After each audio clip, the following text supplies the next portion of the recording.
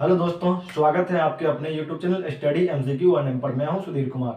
आज हम देखने वाले हैं संख्या पद्धति की अगली क्लास। हम इससे पहले हम देखे थे क्लास सगीर अहमद बुक से, जो कि सभी एग्जाम में पूछा गया क्वेश्चन था। आज भी हम देखेंगे वही सगीर अहमद से। अब सगीर अहमद ही बुक हम चलाएंगे, जो कि पूरे जितना भी 180 क्वेश्चन सभी करवाएंगे। तो ये दूसरा वीडियो है सगीर अहमद बुक का।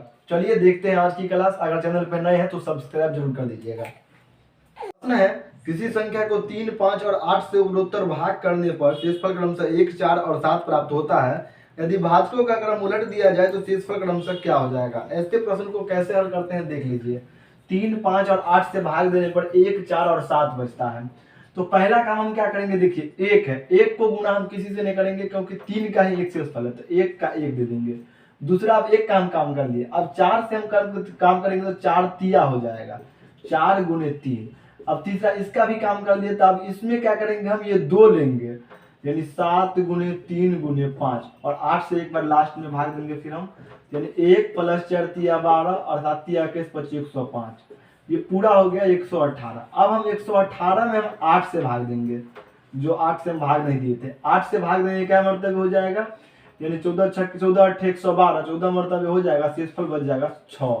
फिर अब इसमें हम 5 से भाग देंगे, 5 दूना हो जाएगा 10, शेषफल बच जाएगा 5 दूनी हो जाएगा 10, शेषफल बच जाएगा 4।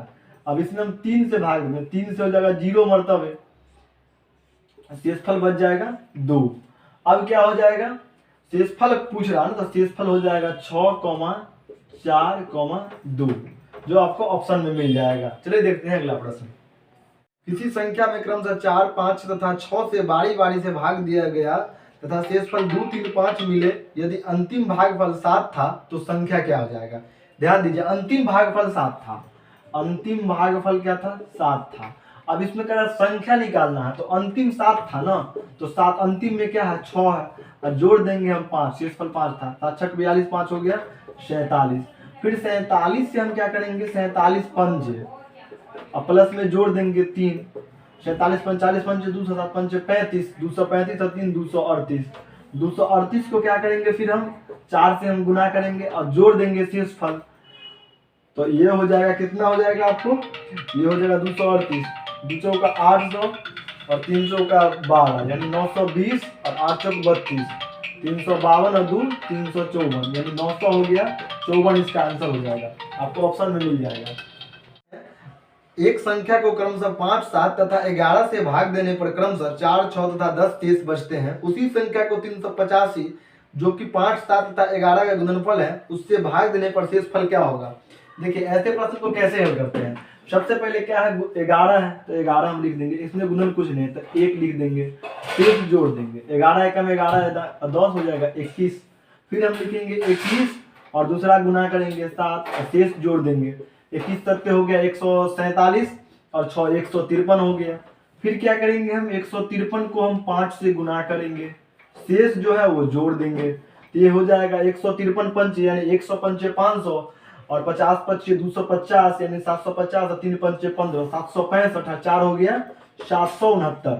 अब 769 में क्या करा, 384 से भाग देने पर, 769 में हम 384 से भाग देते हैं तो ये शेषफल बच जाएगा कितना, ये शेषफल बच जाता है आपको 384 ही बच जाएगा, 384 ही आपको शेषफल बच जाएगा।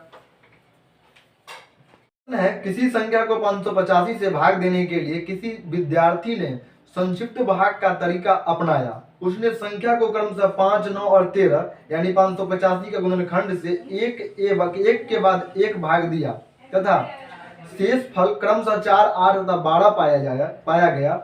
यदि उसने उस संख्या को 585 से भाग दिया होता तो शेषफल क्या बचता। इस प्रकार के प्रश्न को देखिए कैसे हल करते हैं।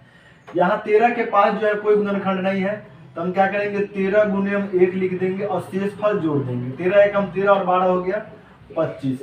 अब क्या करेंगे, 25 को हम फिर जो है 9 से गुना करेंगे, शेषफल इसका 8 है, वो 8 जोड़ देंगे, 25 नमा हो गया 225 और 225 8 हो गया 233। 233 को हम क्या करेंगे, फिर हम 5 से गुना करेंगे और 4 जोड़ देंगे, 233 चौका पंजे हो जाएगा 1165, 2 पंचे 10 33 पंचे 165, यानी 1165 4 हो गया 1169। अब 1169 में कौन है 585 से भाग देने के लिए, तो 585 से अगर हम भाग देंगे तो शेषफल बच जाएगा 584, जो कि आपको ऑप्शन में मिल जाएगा। प्रश्न है 169 से भाग देने पर कोई संख्या अगर 78 शेष छोड़ती है तो उस संख्या को 13 से भाग देने पर क्या हाल होगा। अब ध्यान दीजिए 169 में अगर किसी संख्या को भाग दे तो 78 शेषफल बचता है, तो 78 में अगर हम 13 से भाग देंगे, 13 छक्का हुआ 78, यानी शेषफल बच जाएगा 0। शेषफल क्या बच जाएगा 0, 0 ऑप्शन में मिल जाएगा आपको। प्रश्न नंबर 16 में किसी संख्या को 296 से भाग देने पर 75 शेषफल बचता है, तो उसी संख्या को 37 से भाग देने पर क्या शेषफल बच जाएगा।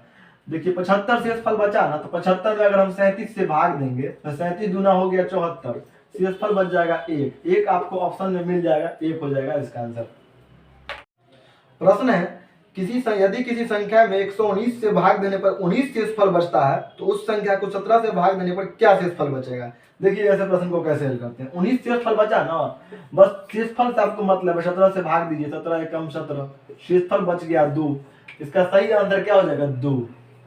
प्रश्न नंबर 18 में है यदि किसी संख्या को 45 से विभाजित करने पर शेषफल 31 बचता है, तो उस संख्या को 15 से विभाजित करने पर शेषफल क्या बचेगा। 31 बचा ना, तो 31 में आप भाग दीजिए ना 15 से, 15 दूनी हो गया 30, 1 बच गया शेषफल। शेषफल क्या बच जाएगा 1। अगला प्रश्न है यदि किसी संख्या को 56 से भाग देने पर 3 शेषफल बचता है, उस संख्या को 8 से भाग देने पर क्या शेषफल बचेगा। देखिए 3 शेषफल बचेगा ना, तो हम 8 से अगर भाग देंगे तो नहीं लाएगा, तो 0 मर्तबे देंगे, यहाँ बच जाएगा 3 शेषफल। 8 से भाग देने पर 3 बचेगा। प्रश्न नंबर 20 में है 25 के पावर 25 को 24 से भाग दिया जाए तो शेषफल क्या हो जाएगा। ध्यान दीजिए 25 के पावर है 25 को भाग देना है 24 से। अब ध्यान दीजिए 24 में कितना जोड़ेंगे तो 25 हो जाएगा, 24 में 1 जोड़ेंगे तो 25 हो जाएगा।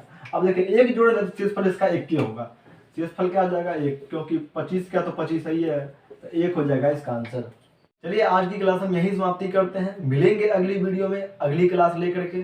तब तक आप कमेंट कर दीजिएगा कि कैसा क्लास लगा, और अगर अच्छा लगा तो अच्छा कमेंट कीजिएगा, अगर खराब लगा है तो जरूर कमेंट कीजिएगा ताकि हम उसमें सुधार कर सकें। और चैनल पे नए हैं तो लाइक सब्सक्राइब जरूर कीजिएगा। धन्यवाद।